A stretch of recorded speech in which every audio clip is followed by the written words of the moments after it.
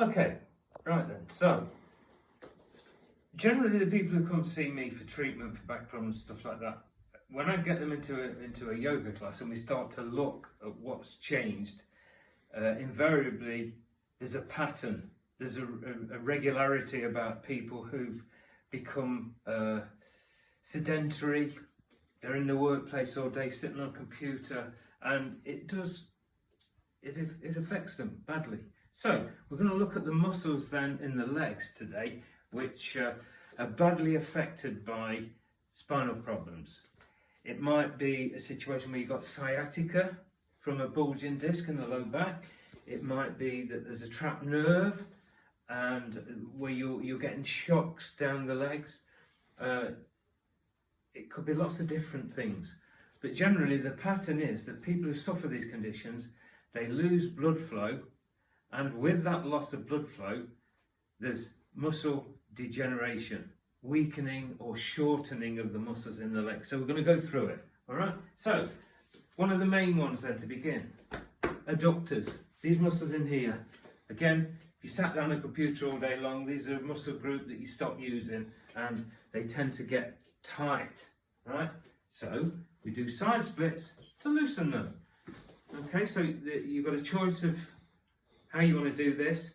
If you're doing it standing, it tends to be more difficult when your legs are weak.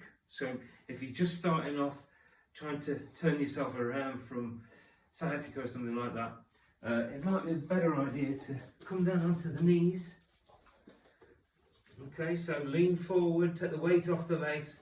Now wiggle your bottom and get the knees apart a little bit further. Okay, so in breath and purse the lips, and then we generally breathe into the stretch in the out breath. So it's and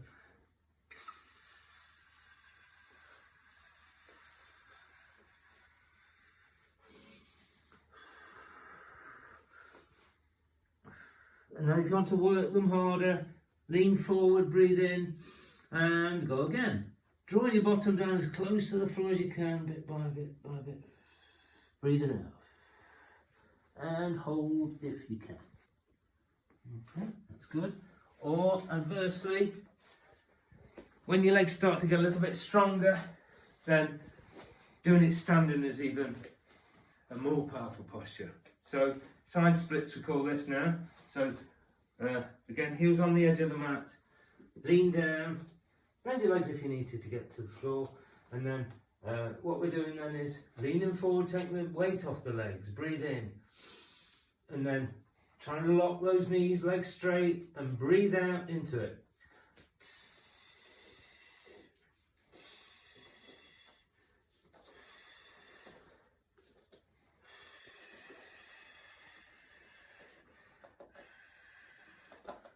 End of the out breath, hold position, take another in breath, and then try a little bit more. Okay. So, and again, obviously, as you get more proficient at it, hold it a bit longer, and these muscles will soon adjust and get stronger again. Okay? So, do some triangles now. Very important ones for leg weakness. I concentrate on my classes to do these. Right then. So, first one then, the hamstrings. We've done the adductors. This is for the hamstrings. Alright, so again, bend that leg if you need to, drop the hands down onto the floor. Okay, in breath, head forward, and breathing out then, draw that leg back at the front, try and lock the knee, and breathe out.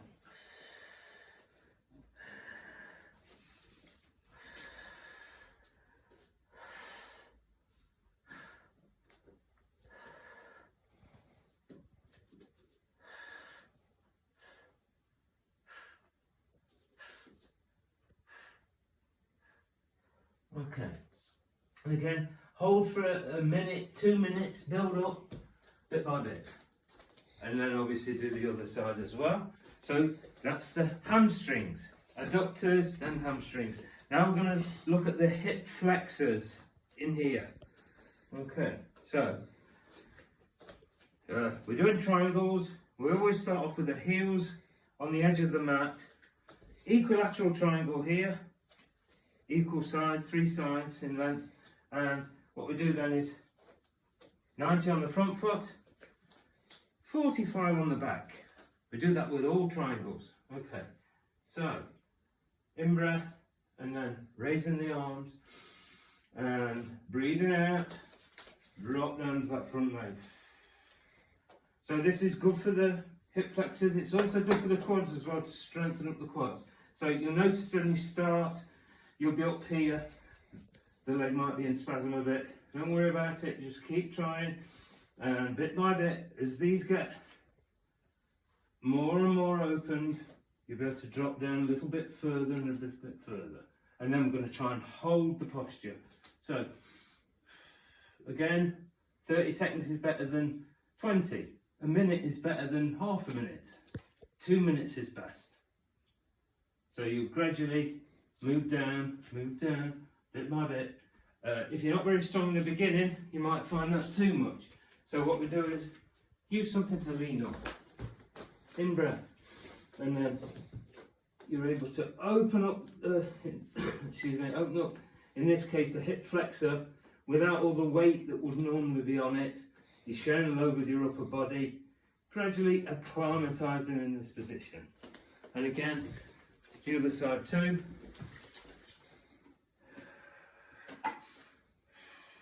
Hold 2 hands there if you want to, that's fine. Okay. So, hip flexors. Good. Right. So, we'll have a go at another triangle posture now.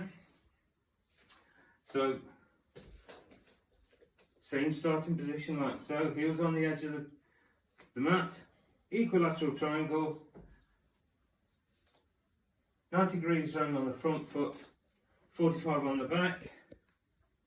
Okay, right, so now do a forward triangle. Okay, so again, trying to keep this leg straight if you can. If it won't lock, as close to it as you can. All right, in breath now, and I'm going to take my shoulders around to be in line with my legs. Hand out like so at the front, and then bring that arm over.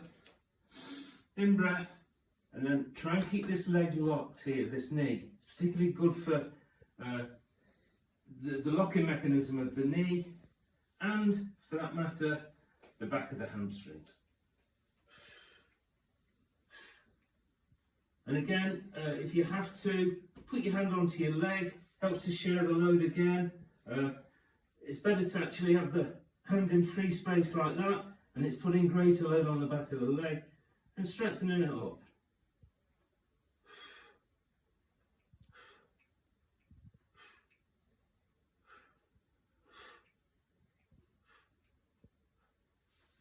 Okay, very good. And again, the other side.